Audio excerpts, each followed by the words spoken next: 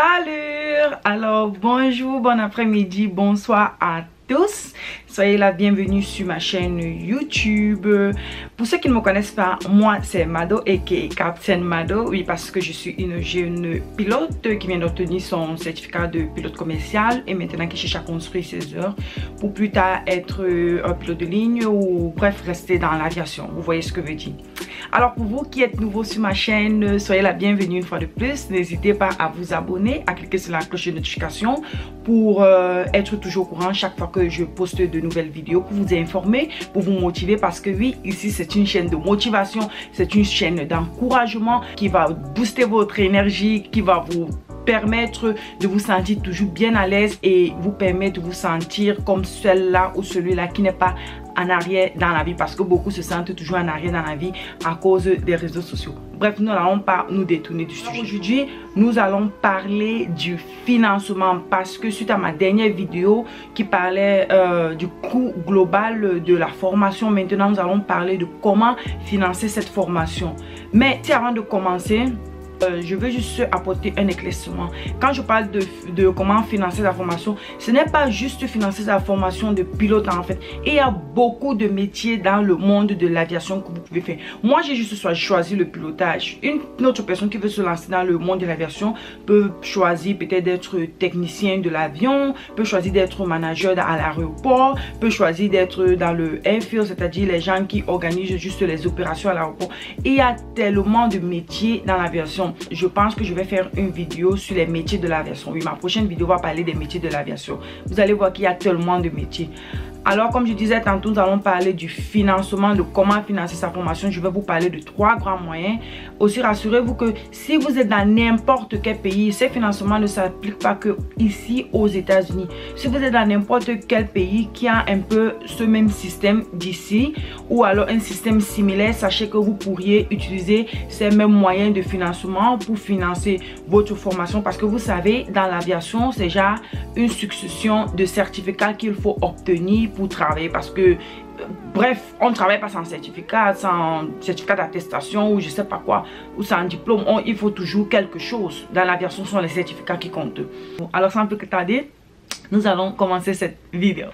Alors ici, le premier moyen de financement que je vais énumérer sera le financement personnel. C'est-à-dire que disons que vous voulez commencer votre formation et que vous ne comptez que sur vous-même ou sur votre famille pour vous aider à financer votre formation et avoir vos certificats. C'est-à-dire vous êtes votre propre moyen de financement, vous ne comptez sur personne d'autre. Que ce soit vous que vous avez déjà un compte bourré en banque ou que votre famille, bref, vous êtes votre seul moyen de financement et personne d'autre ne va vous aider. C'est un bon moyen de financement, beaucoup l'utilisent d'ailleurs. J'ai déjà eu à voir beaucoup d'élèves étrangers qui viennent de beaucoup d'autres pays parce qu'ils sont, oui, ils sont vraiment nombreux. Vous savez, le monde de l'aviation, c'est un monde petit où il y a tellement de personnes, vous allez apprendre, vous allez rencontrer tellement de gens, chacun a son histoire, comme je dis toujours, à chacun son histoire, à chacun sa vie, à chacun ses objectifs.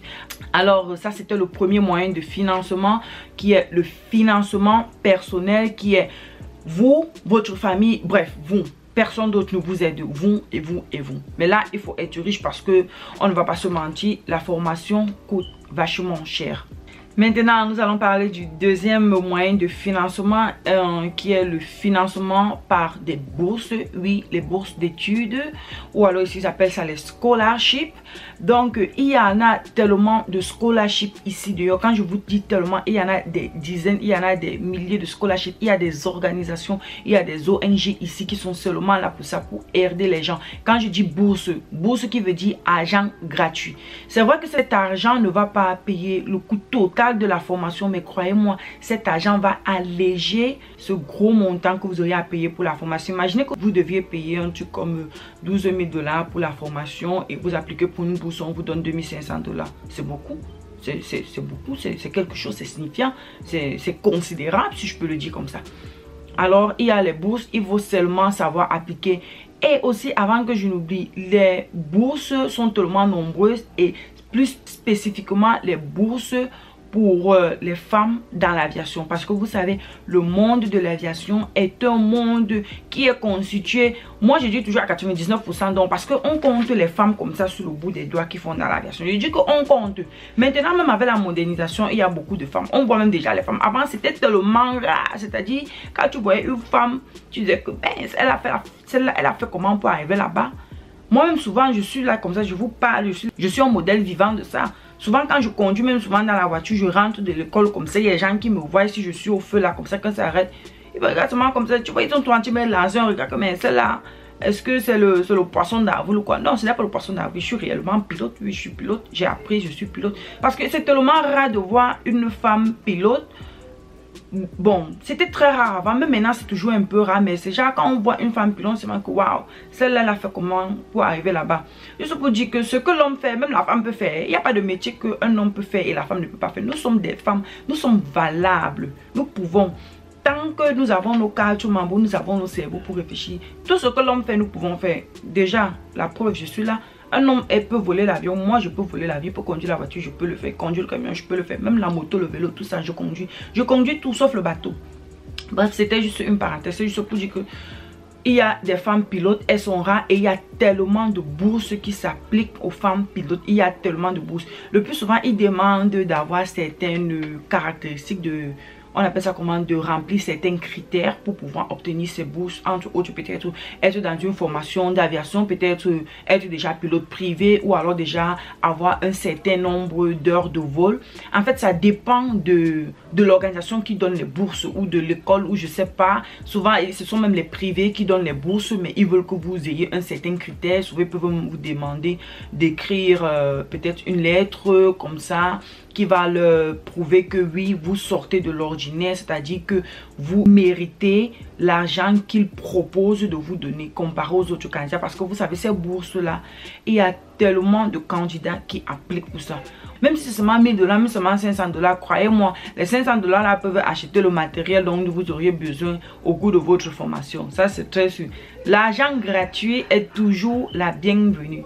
Donc, la bourse est un moyen de financement à ne pas négliger. Alors maintenant, nous allons parler du troisième et dernier moyen de financement qui est le financement par la banque, avec la banque, c'est-à-dire le crédit. Le financement par crédit bancaire est le plus utilisé surtout pour les immigrés, ceux qui viennent là, ceux qui n'ont pas assez de moyens, ceux qui ne sont pas des familles riches là et très aisées. Donc ils utilisent le moyen de financement par crédit bancaire.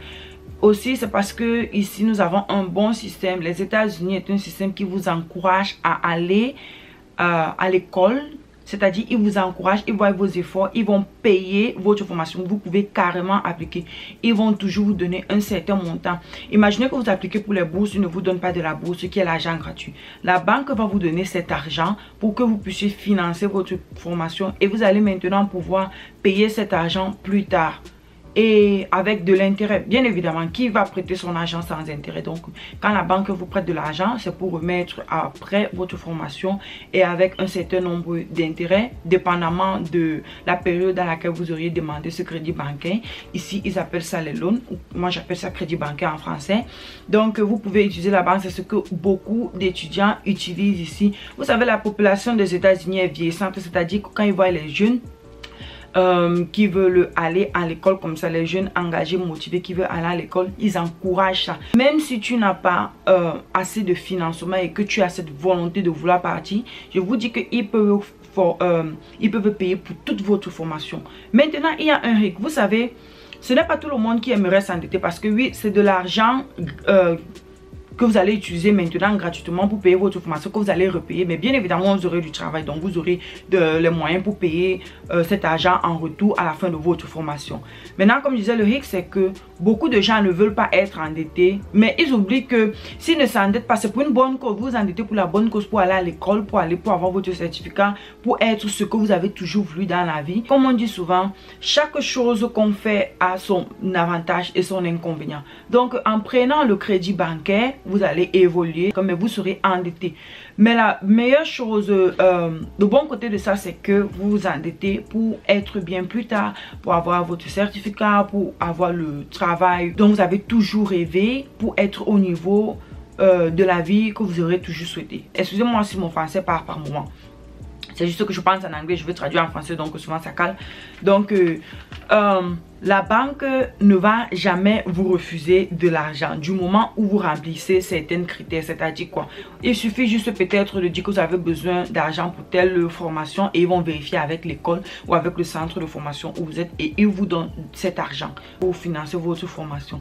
Comme je disais tantôt, beaucoup ont peur de cet argent et c'est comme ça que ils avancent à compte-gouttes, c'est-à-dire quoi, aujourd'hui ils ont l'argent, ils partent voler. Bon, moi je vais prendre l'exemple des pilotes, j'ai vu beaucoup. Aujourd'hui ils ont l'argent, ils partent voler, après demain ils n'ont plus l'argent, ils arrêtent de voler jusqu'à ce qu'ils auront encore de l'argent, peut-être avec les bourses.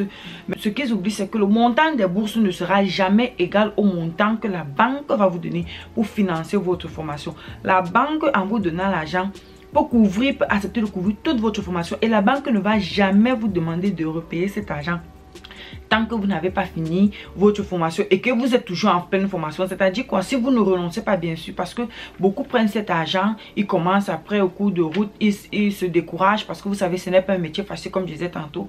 Si être pilote était facile, on devait voir les pilotes partout dans les routes là, mais bon, être pilote ce n'est pas un métier facile. C'est un métier qui demande beaucoup de responsabilité, c'est un métier qui demande beaucoup d'attention, qui demande beaucoup de calme, de patience, qui demande une concentration, un certain niveau d'intelligence, qui demande d'être conscient en fait. C'est un métier qui demande d'être conscient. Donc, il faut être conscient parce que pour commencer ce métier, il faut savoir pourquoi vous le commencez. Parce que si vous avez une raison pour commencer, vous aurez bien évidemment une raison pour finir.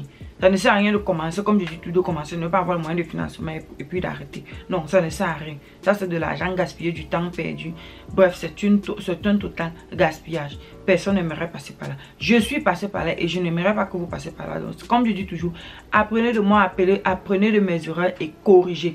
Tout le monde peut se lancer dans le système de l'aviation. Moi, mon but est d'encourager tous ceux qui veulent se lancer dans le système de l'aviation. Pas seulement le pilotage, non. Il y a tellement de métiers dans l'aviation. Je vais faire une vidéo sur ça pour parler des métiers de l'aviation, des différents métiers de l'aviation.